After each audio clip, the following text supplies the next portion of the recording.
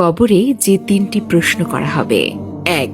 মান রাব্বুকা, অর্থাৎ তোমার রব কে। 2. মান দিনুকা, অর্থ তোমার ধর্ম কি। 3. ওয়া মান নাবিউকা, অর্থ তোমার নবী কে।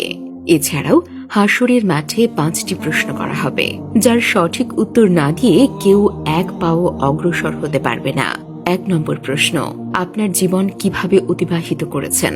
2 নম্বর প্রশ্ন, যৌবনকাল কোথায় ব্যয় করেছেন। 3. ধন সম্পদ কিভাবে রোজগার করেছেন। 4. ধন সম্পদ কোথায় খরচ করেছেন। 5. আল্লাহ আপনাকে যে ইলম বা জ্ঞান দিয়েছেন সেই ইলম অনুসারে কি আমল করেছেন।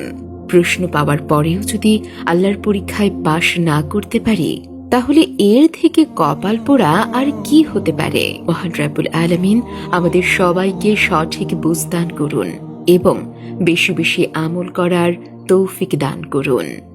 আমিন।